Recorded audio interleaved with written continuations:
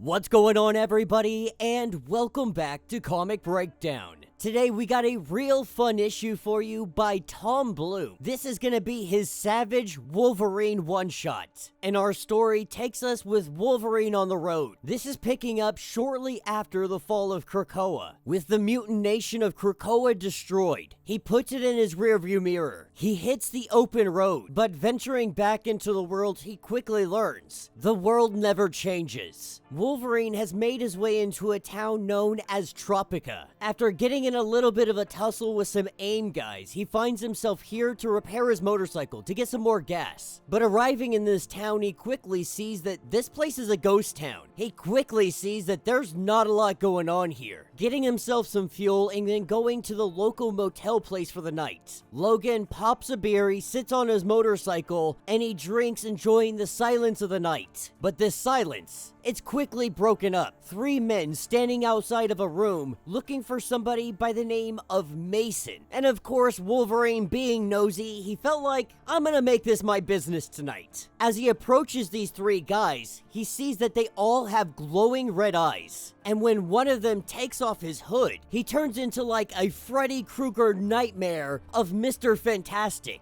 Having the ability to stretch, but also across his entire body is like fingers. His other two buddies are exactly the same. Now, they thought that they were just beating up some random Good Samaritan. They didn't know that this was Wolverine. So when those claws come out, he starts filling suckers full of holes. As Logan slices and dices, we get inside the apartment. This is where we find him, the guy that's been hiding out, the one that they came looking for. At this point, Wolverine's already dealt with the guys and they're pretty much dead on the ground. That's when this guy tells us his name is Jack Mason. He's a local to the area and he's also a journalist. He's been working at the radio station for quite some time. And in fact, all the guys that attacked him today, he knows who they are. They're all men of Hardy. Hardy hosts the local talk radio show segment, and it became extremely popular. Very radical stuff, very fringe topics. But last year, everyone at the station suddenly started listening to him. Shows got canceled, everyone got fired, everything just became Hardy. Now it's starting to seem like they're beginning to understand what the heck is going on. These guys are obviously dude of Hardy's. He's doing something to people. They don't know what, but they're gonna have to figure it out, and they're gonna have to do it quickly because the police are right outside. And they gotta assume at this point that Hardy also has the police. Logan recognizes the situation for what it is, and he tells Mason, like, I'm gonna be the one to go outside. You are the one that they want. Let me go out, let me try to talk to them. But when Logan walks outside, they fill him with bullets, just without hesitation. And we see Logan drop down to the ground. The cops come in, they grab Mason, and they throw him in the back of a squad car. Now, obviously, local law enforcement, they think that they had this just completely taken care of. Obviously, that couldn't be further from the truth. With Logan getting up, the first thing he does is attack the cops that are still here. He throws them through a window, then he goes looking for his bike. He sees that his bike is gone, so he makes his way to the local gas station. This is where he gets the clerk to drive him up to the radio beacon. Now this guy, he already knows who he is. He knows that this is Wolverine. And he's also rather upset that Wolverine is here. Pretty much telling Wolverine, like, you guys have your own island. Why don't you go back to it? Though they're unaware of what had happened.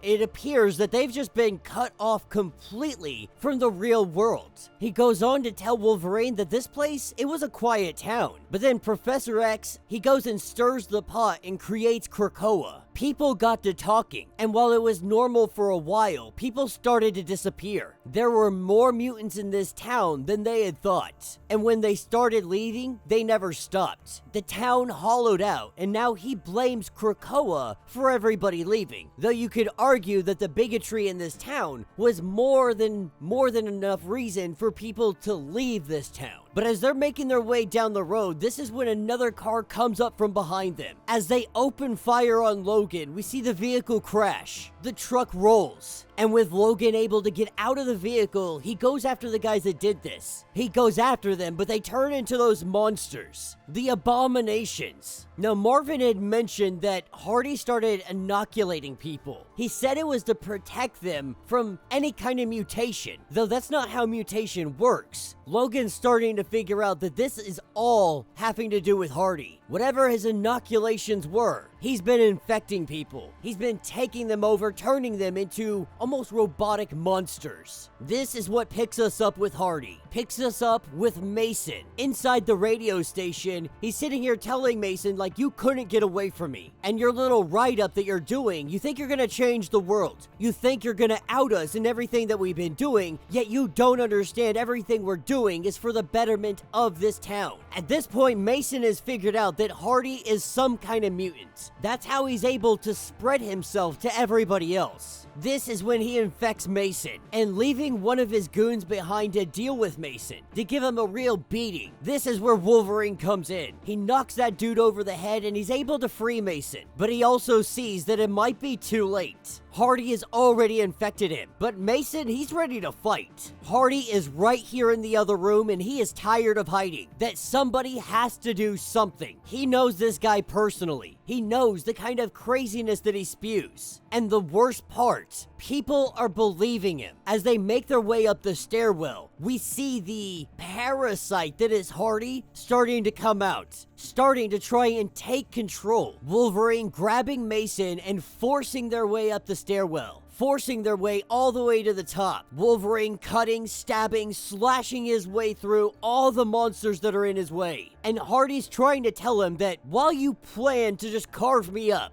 Xavier's good little attack dog. Just like you, I'm a survivor. And in this town, he created kind of a bubble of hate. It gave everybody in town something to fight for. Anger, fighting, an enemy. These are all great motivators. But Hardy has intentions to keep spreading, to keep going, with Hardy throwing every single person in town at Wolverine. We see Wolverine literally grabbing a dude by the ankles and beating people with him, with Wolverine being able to make it into the studio. This is where he finds Mason, and Mason pins him down. At this point, he's pretty much all Abomination, though he's trying to fight it. Two others with chainsaws come in at Wolverine, and they try dicing him up, but adhering to the 5Ds, we see Wolverine dip, dive, dodge, and duck. Then he finds himself right before Hardy, and he doesn't hesitate. He takes his claws and he cuts him right in freaking half. Unfortunately, we see him turn into the other two abominations. Those two come together and he turns into some kind of hideous horror monster, straight up looking like human centipede. Wolverine starts cutting away.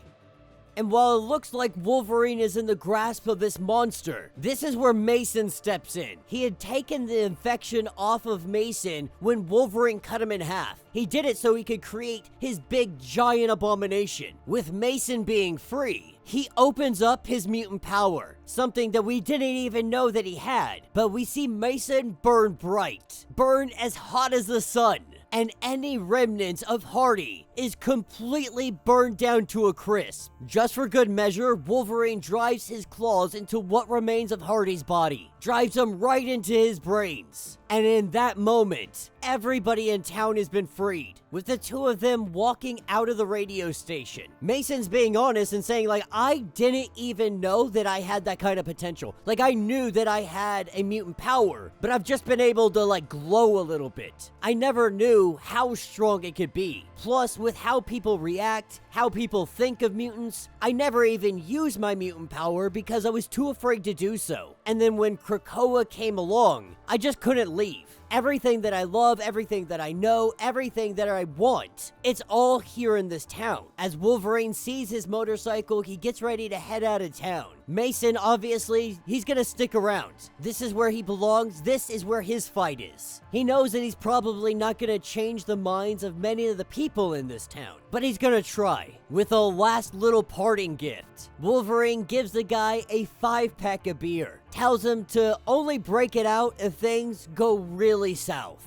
And that will be the end of this issue. So let me know what you guys think down in the comments. This is not a bad little horror story. I honestly don't think a comic book does this justice. Like, if we could get a 30-minute animated or a 30-minute live action of this, it could be absolutely horrifying. Like, imagine a very good quality human centipede versus Wolverine. That would be absolutely insane. It would be gory, it would be bloody, it would be messy, it would be horrific. But it would also be outstanding. Now, this is not the takeaway from this creative team. They did an amazing job. The horror genre, it's a really hard thing to bring into the comic book landscape. Because in comic books, you're getting glimpses. You're getting images. You're not getting full detail. You're not getting full descriptions like you would in a book. You're not seeing everything unfold like you would in movies. You don't have as much room as you do in a graphic novel. You know, you're usually working with like 25 to 50 pages if you're lucky on the far end. And so sometimes it can be really hard to capture that horror-esque aspect of it. But I think in this, they did a really good job of that. These people were legitimately terrifying. And it's also cool to be able to let Wolverine just go